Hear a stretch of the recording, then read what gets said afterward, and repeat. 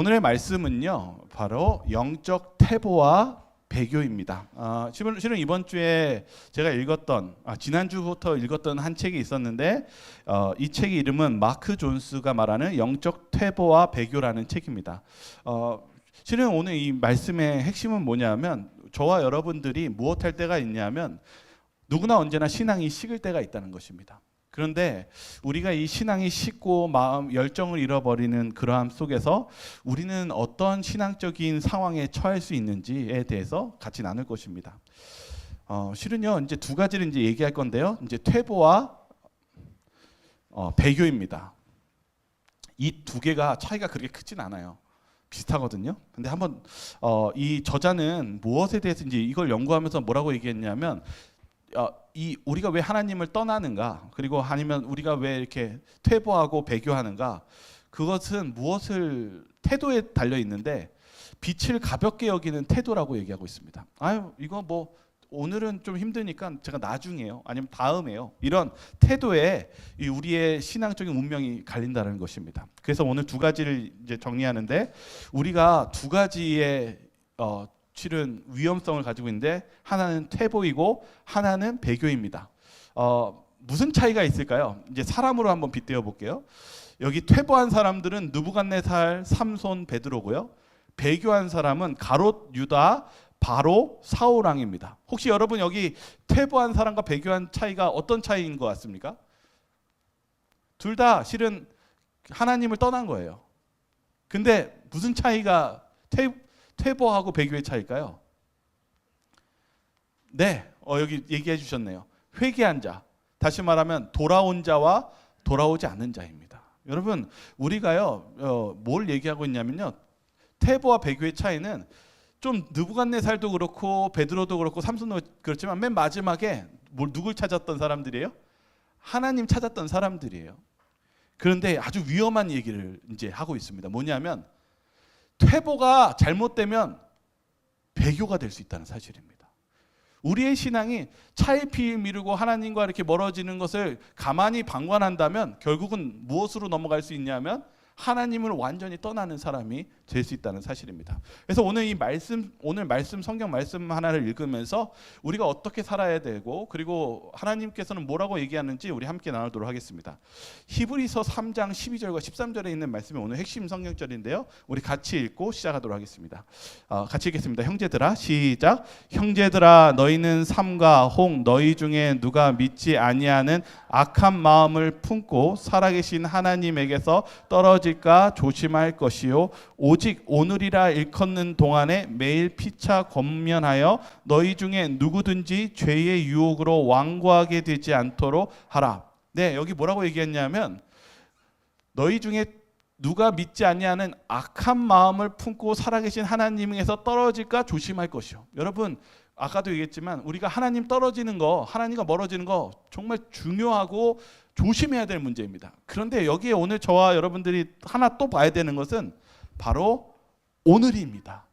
성경은 뭐라고 얘기하고 있냐면, 언제 그 사람들에게 권면하라고 얘기하고 있냐면, 내일도 아니고 내일 모레도 아니고 내년도 아니고 오늘, 지금이라고 얘기하고 있습니다. 오늘 이것에 대해서 좀 같이 나눌 거예요.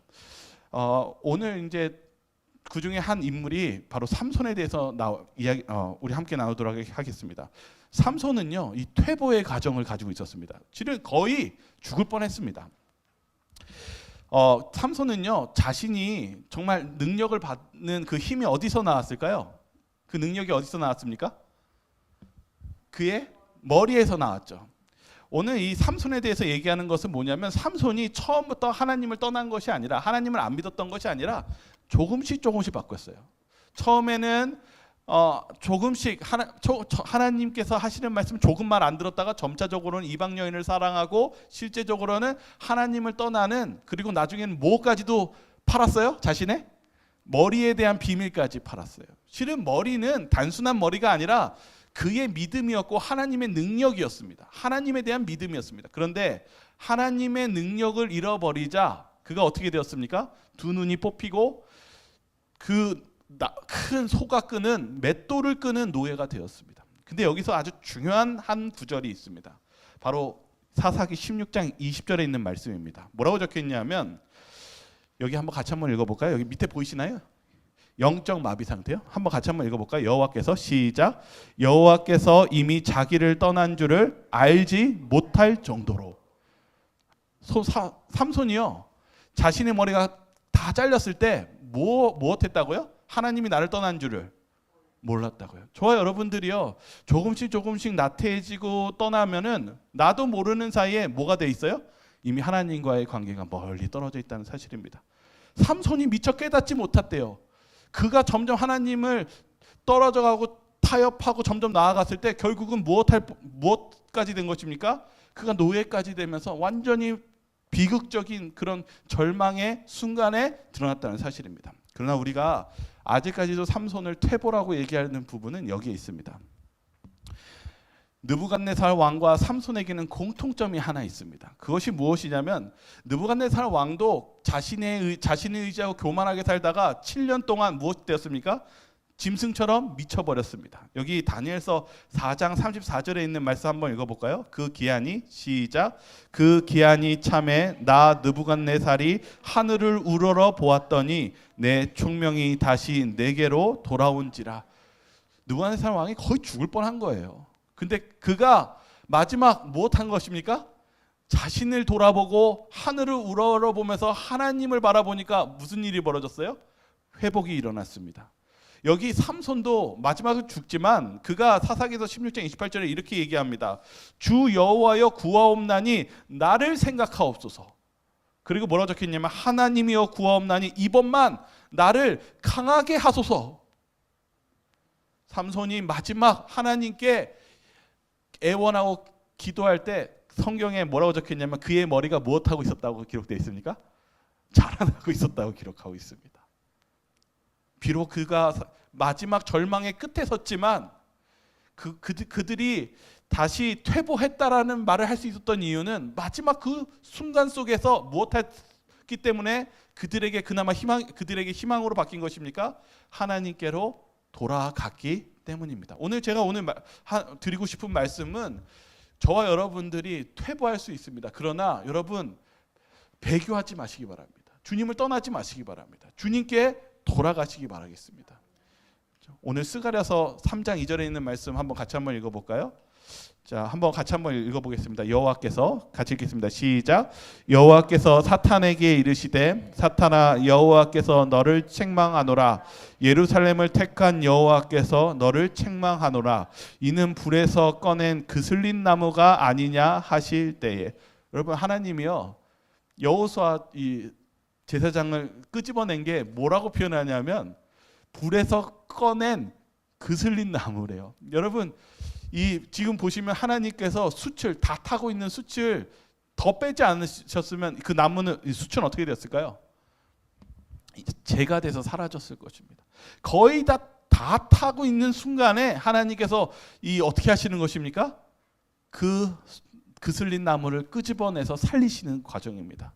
여기 탕자의 비유도 아주 그슬린 나무와 같은 표현이 있습니다. 이 아버지의 재산을 챙겨서 그가 아버지를 떠나는 퇴보가 시작됩니다. 그리고 무엇하는 삶을 살아요?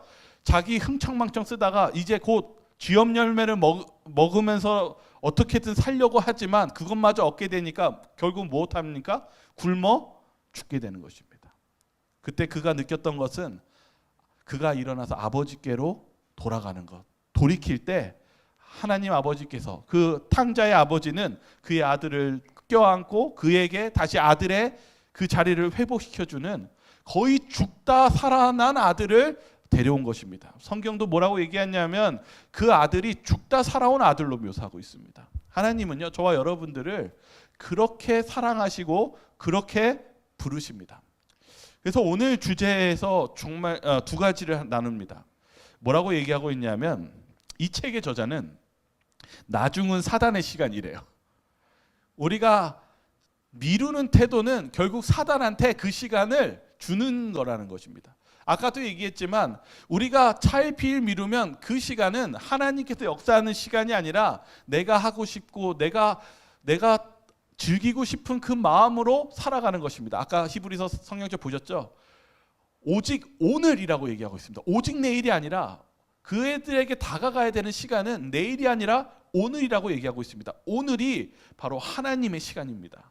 하나님께서 말씀하시는 그 오늘이 저와 여러분들을 구원하시기 위해서 역사하는 시간이라는 사실입니다. 성경에 그게 자꾸 나옵니다. 베드로와 안드레 예수님께서 이 제자를 부르실 때 뭐라고 적혀 있냐면 곧 그물을 버려두고 예수를 따르니라. 즉각적인 반응입니다. 이 세리 마태도 예수님께서 부르시니까 뭐라고 적혀 있냐면 일어나 모든 것을 버리고 따르니라. 사울도 어떻게 했습니까? 정말 죄 많은 사울입니다. 그러나 예수님을 만나고 회개하면서 어떻게 나오냐면 침례를 받고 즉시로 각 회당에서 예수가 하나님의 아들이심을 전파하니. 삭개오도 이렇게 얘기합니다. 내가 오늘 너희 집에 가야겠다. 삭개오가 뭐라고 적혀 있냐면 급히 내려와 즐거워하여 영접하거늘. 여러분, 구원의 변화는 즉각적인 순종에서 시작됩니다. 왜 즉각적인 것이 중요한가? 오늘 그 내용을 다시 한번 정리합니다. 하나님의 부르심을 우리가 지체하거나 미루면 그 시간이 하나님이 역사하는 시간이 아니라 인간적 생각과 철학적 자화와 교만이 틈타는 시간이 되기 때문입니다. 그러면 우리의 마음은 처음 마음과 어떻게 될까요? 다음 마음이요? 더 완고해지고, 그리고 나중에는 무엇 할 수 있게 되냐면 빛을 거절하며 딱딱하며 돌이킬 수 없는 그러한 상태로 갈 수 있는 위험성이 있다는 사실입니다. 오늘 저는 이 말씀 속에서 다시금 우리가 성경으로 돌아가기 원합니다. 마태복음 12장과 오늘 13장을 좀 같이 나누려고 하거든요. 이 마태복음 12장에 예수님께서 뭐라고 말씀하시는지 한번 보도록 하겠습니다. 마태복음 12장 20절입니다. 상한 갈대를 같이 읽겠습니다. 시작. 상한 갈대를 꺾지 아니하며 꺼져가는 심지를 끄지 아니하시기를 심판하여 이길 때까지 하리니. 예수님은 어떠한 분이래요?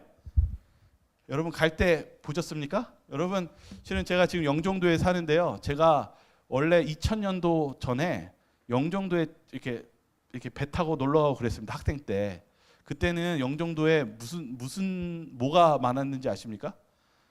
갈대가 많았습니다. 진짜 뭐 있는 거 별로 없고요. 완전히 갈대밭이죠. 근데 뭐라고 얘기하냐면 예수님은 상한 갈대를 꺾지 않으시는 분이래요. 이 상한 갈대가 뭐냐면 여기 원어를 보니까 신트리브라고 적혀 있는데 이미 썩어서 부서져 있는 거예요.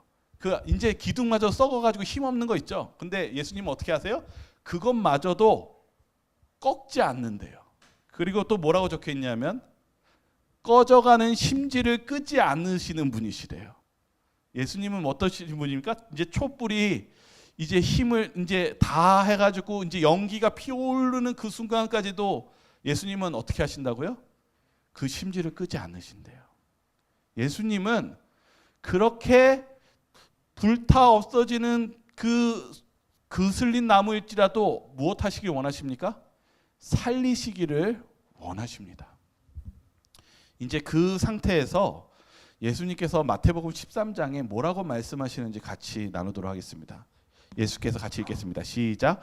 예수께서 비유로 여러 가지를 그들에게 말씀하여 이르시되 씨를 뿌리는 자가 뿌리러 나가서 뿌릴새 더러는 길가에 떨어짐에 새들이 와서 먹어버렸고 더러는 흙이 얕은 돌판에 떨어짐에 흙이 깊지 아니하므로 곡삭이 나오나 해가 돋은 후에 타서 뿌리가 없으므로 말랐고 더러는 가시떨기 위에 떨어짐에 가시가 자라서 기운을 막았고 더러는 좋은 땅에 떨어짐에 100배 어떤 것은 60배 어떤 것은 30배의 결실을 하였느니라. 귀 있는 자는 들으라 하시니. 여러분, 이게 잘 아시는 성경절이죠. 우리의 마음의 상태에 따라서 뿌리가 있고 그리고 돌밭에 있고 가시덤불에 있고 여기 심지어 타는 것도 있어요. 햇빛에 타서 뿌리가 타서 말랐다고 얘기하고 있습니다. 우리가 봤을 때 이 비유 잘 아시다시피 우리의 마음의 상태에 따라서 하나님의 복음이 자라다 말고 그렇게 되는 걸 얘기합니다. 그런데 맨 마지막 들어보세요. 9절에 뭐라고 예수님이 얘기하냐면 뭐라고 얘기하고 있어요? 귀 있는 자는 들으라. 이렇게 마음의 상태의 비유로서 우리의 신앙이 어떻게 퇴보되고 하나님을 떠나는지에 대해서 쫙 설명하는데 예수님이 하시는 말씀은 뭐냐면 귀 있는 자는 들으라 이렇게 말씀하십니다. 제자들이요 이거 듣다가 뭐라고 얘기하냐면 예수님 무슨 말인지를 모르겠어요. 이렇게 얘기해요. 그러면서 뭐라고 하냐면 왜 자꾸 어찌하여 그들에게 자꾸 비유로 말 못 알아듣는 말만 하십니까? 이렇게 얘기하는 거예요. 그리고 왜 나중에 저희들한테 이렇게 설명해 주십니까? 이렇게 얘기해요. 한번 14절부터 한번 같이 한번 읽어볼까요? 이사야 예언이 같이 읽겠습니다. 시작. 이사야의 예언이 그들에게 이루어졌으니 일러스되 너희는 듣기는 들어도 깨닫지 못할 것이요 보기는 보아도 알지 못하리라. 이 백성들의 마음이 완악하여져서 그 귀는 듣기에 둔하고 눈을 감았으니 이는 눈으로 보고 귀로 듣고 마음으로 깨달아 돌이켜 내게 고침을 받을까 두려워함이라 하였느니라. 그러나 너희 눈은 봄으로 너희 귀는 들음으로 복이 있도다. 이게 무슨 말씀입니까? 예수님이 뭐라고 했냐면 이 사람들이 듣기는 들어도 깨닫지 못할 것이요 보기는 보아도 알지 못하노라. 예수님이요 그 악한 바리새인들이나 저와 여러분들에 있어서 말 안 들으면 하나님이 저와 여러분들 버리시는 것 같습니까? 아니에요. 아까도 얘기했지만 그슬린 나무 꺼내시는 하나님 보시지 않았습니까? 근데 예수님이 뭐라고 얘기했어요? 아까 12장이에요. 상한 갈 때도 못하지 않는다고요? 꺾지 않고 거의 이제 그 심지 다 들어가고 없어진 것도 예수님은 어떻게 하신다고요? 끄지 않으신대요.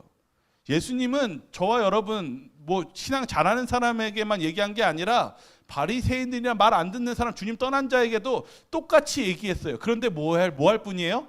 듣지를 못할 뿐이에요. 예수님은 늘 얘기했지만 그들이 듣지 못한다고요. 왜 듣지 못한다고요? 이렇게 설명합니다. 마음이 완악하여져서 그 귀는 듣기에 둔하고 눈은 감았으니 이는 눈으로 보고 귀로 듣고 마음으로 깨달아 돌이켜 내게 고침을 받을까 두려워함이라. 예수님은 여러분 살리시기 원하십니다. 근데 저와 여러분들이 뭐예요? 예수님은 말씀하시지만 예수님의 음성을 우리가 무엇할 때가 있습니까? 듣지 못하는 것, 안 듣는 것입니다. 여기 성경에 뭐가 있냐면요. 여기 잠언서에 이런 말이 있습니다. 개가 그 토한 것을 도로 먹는 것 같이 미련한 자는 그 미련한 것을 거듭 행하느니라. 하나님의 말씀을 듣지 않는 것을, 그러니까 처음에 하나님을 믿었다가 하나님 떠나는 게 무엇하는 거랑 같다고 얘기하냐면 개가 자신의 토한 것을 다시 먹는 것과 같다는 거예요. 그게 무슨 말입니까? 그것이 잘못된 개는 그 잘못된 것을 토했는데 개는 다시 보고 그것을 뭐라고 생각하냐면 음식이라고 생각했다는 거예요. 다시 말하면 내가 죄된 삶 속에서 하나님께서 용서해 주시고 다시금 새롭게 했는데 딱 하나님 만나서 좋았습니다 하고 딱 돌이키는데 또 어떻게 해요? 내 죄된 그 음식이 맛있어 보이고 다시 먹는 거예요. 그것이 잘못됐다고 얘기하는 것입니다. 여기 시편에도 우리가 하나님께 죄의 길에서 돌아가는 그 어리석은 그런 퇴보를 하지 말라라고 주님께서 음성을 주시고 있습니다. 이제 다시 마태복음 12장에 이어서 가도록 하겠습니다. 마태복음 12장은요 무슨 사건이 있냐면 바로 이 퇴보에 대한 사건이 다시 나옵니다. 누구냐면 바로 7 귀신 들린 사람에 대한 이야기가 나옵니다. 우리 이 부분을 좀 성경절을 다시 한번 좀 읽어보도록 하겠습니다. 보이시나요? 네, 한번 같이 읽겠습니다. 더러운 귀신이 시작. 더러운 귀신이 사람에게서 나갔을 때에 물 없는 곳으로 다니며 쉬기를 구하되 쉴 곳을 얻지 못하고 이에 이르되 내가 나온 내 집에서 돌아가리라 하고 와보니 그 집이 비고 청소되고 수리되었거늘 이에 가서 저보다 더 악한 귀신 7을 데리고 들어가서 거하니 그 사람이 낮은 형편이 전보다 더욱 심하게 되느니라. 이 악한 세대가 또한 이렇게 되리라. 저는 이 말씀 보면서 솔직히 좀 군고구마, 정말 고구마 물 없이 먹은 것 같은 느낌이었습니다. 왜냐하면 마태복음 12장에 있는 7 귀신 들린 내용이 여기서 끝나요. 마태복음에서요. 근데 여러분 뭘 얘기하고 싶었냐면 원래 예수님이 처음에 귀신 들렸을 때 풀어줬어요. 그러니까 이제 고쳐주셨어요. 근데 이 사람이 무엇하고 싶었냐면 집에 가서 편히 쉬면서 다시 그러니까 그 자신이 정말 이 가정으로 돌아가서 행복하게 다시금 회복되기를 원했어요. 근데 여기 뭐라고 적혀있냐면 고침을 받고 나서 보니까 다른 사람이 확인하러 와본 거예요. 와 보니 그 집이 비고 청소되고 수리되었거든요. 여러분 봤을 때는 보니까 어떻게 됐어요? 정말 고침을 받아서 난장판이었던 그 집이 무엇하게 됐어요? 깨끗하게 되었는데 그 사람이 집에 없는 거예요. 이게 무슨 말일까요? 다시 무엇을 하러 간 거예요? 개가 토한 것을 다시 음식처럼 먹은 것처럼 다시 죄된 거듭남 없이 밖으로 세상으로 간 거예요. 그래서 돌아오니까 어떻게 돼 있어요? 악한 귀신 7을 데리고 들어가서 전보다 무엇한 것입니까? 더 심각해져서 돌아온 거예요. 우리가 있어서 이 사람이 예수님의 은혜로 치료를 받았고 구원을 받았는데 무엇한 거예요? 다시금 세상 속에서 나아가서 돌아와서 어떻게 됐어요? 완전히 이 귀신 7귀신의 장악이 돼가지고 어떻게 할 7은 완전히란 뜻입니다. 아주 단단하게 묶여있는 그러한 슬픔의 상태로 마태복음 12장 끝납니다. 제가 이거 보면서 어떤 마음이 들었을까요? 저 여러분들이 이런 7귀신의 이야기 딱 들으시면서 마음이 어떠세요? 정말 저 같은 마음입니까? 물 없는 고구마를 물 없이 계속 드시는 그런 느낌이십니까? 제가 이거 딱 보면서 너무 마음이 아팠어요. 그런데 다른 성경에 7귀신이 나옵니다. 궁금하지 않으세요? 우리 한번 볼까요? 마가복음 16장 9절입니다. 예수께서 같이 읽겠습니다. 시작. 예수께서 안식 후 첫날 이른 아침에 살아나신 후 전에 7귀신을 쫓아내어 주신 막달라 마리아에게 먼저 보이시니. 여러분 누구였어요? 7귀신 들렸던 바로 막달라 마리아입니다. 이 성경학자들은요, 이 마리아가 바로 그 돌로 맞았던 그리고 나사로의 여동생이었던 그 마리아라고 또 이야기하곤 합니다. 이 여인이 예수님 부활의 첫 번째 만났던 그 7귀신 들렸던 여인이에요. 여러분 돌로 맞아 죽을 뻔했던 이 예수님이 이 여인에게 뭐라고 얘기했는지 아십니까? 다시는 죄를 짓지 말라. 그런데 그리고 귀신에서 해방시켜 주었음에도 이 여인이 어떻게 됐어요? 다시 7귀신이 들렸어요. 그런데 예수님께서 어떻게 해주신 것입니까? 그를 구원해 주십니다. 그리고 나서 이 예수님을 이제 섬기기로 결심하는데 마르다가 이렇게 얘기해요. 예수님, 이 마리아 좀 제발 제 일 좀 도와주게 훈계 좀 해주세요. 근데 예수님이 뭐라고 말씀하시는지 같이 한번 읽어볼까요? 누가복음 10장 42절. 몇 가지만 같이 읽겠습니다. 시작. 몇 가지만 하든지 혹은 한 가지만이라도 족하니라. 마리아는 이 좋은 편을 택하였으니 빼앗기지 아니하리라 하시니라. 마리아가 그렇게 죄 많던 마리아, 그리고 용서받은 마리아가 예수님께서 뭐라고 얘기하냐면 마르다에게 마리아는 무슨 편을 택했다고요? 좋은 편, 실은 더 좋은 편. 예수님을 택했기 때문에 그가 그 죄에서, 이 귀신에서 해방되어 온전하게 자유와 구원을 누릴 수 있었다는 사실입니다. 여러분, 그의 오빠가 죽었을 때 예수님께서 이 자신의 사랑하는 오빠를 또 어떻게 해주셨습니까? 살려주셨어요. 그런 놀라운 예수님, 용서받을 자격이 없는 자신을 용서해 준 것뿐만 아니라 자신의 사랑하는 오빠를 살려주신 예수님. 그날 이 시몬의 잔치에서 예수님이 이렇게 얘기했습니다. 내가 너희들을 위해 십자가에 달려 곧 죽으리라. 그 이야기를 들었을 때 마리아는 마음이 찢어질 듯 했어요. 시대의 소망 558페이지는 뭐라고 적혀 있냐면 이렇게 적혀 있습니다. 예수께서 은혜로서 그의 죄를 용서하시고 또한 오라비를 무덤에서 불러내셨으므로 마리아의 마음은 감사로 가득 차 있었다. 마리아는요 너무 감사했어요. 자기가 거의 그슬린 나무처럼 거의 끝이라고 생각했던 그 순간 예수님께서 자신을 구원해 주신 그 은혜가 너무 감사해서 자신이 모은 전 재산을, 그 이야기 듣자마자 밖에 나가서 자신의 전 재산과 향유를 바꿔서 예수님의 발에 깨어서 눈물로 부으면서 자신의 머리로 예수님의 발을 닦아주었습니다. 그걸 보고 있던 옆에 있던 그 문둥병을 낳았던 시몬이 화가 나서 이렇게 얘기합니다. 예수님, 예수님 도대체 왜 그러세요? 이러면서 여기 39절에 이렇게 얘기합니다. 이 여자가 누구며 어떠한 자 곧 죄인인 줄을 알았으리라 하거늘. 예수님, 이 여자가 얼마나 죄 많은 여인인지 예수님 아시면 예수님 그렇게 행동 못 하셨을걸요? 이렇게 얘기합니다.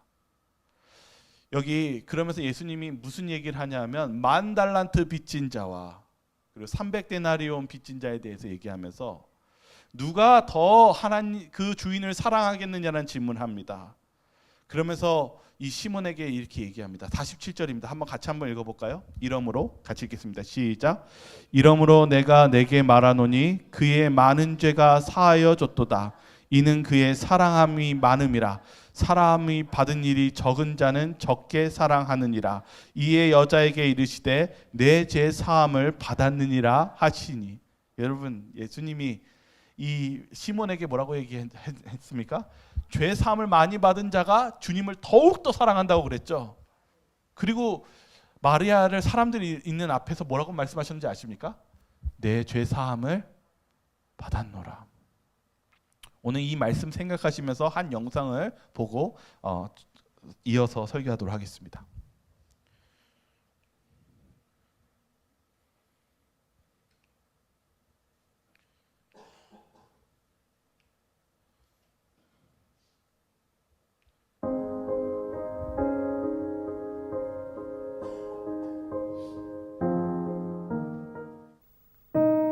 หนูอยากได้พ่อที่ดีกว่านี้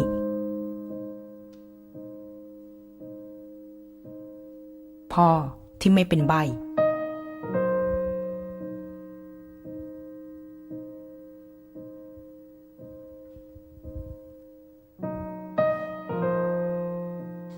พ่อที่เหมือนคนอื่น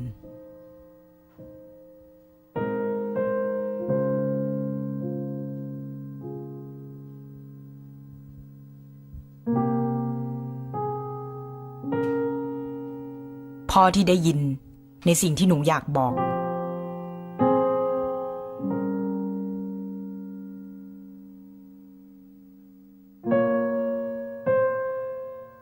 พ่อที่พูดได้แล้วก็เข้าใจหนูได้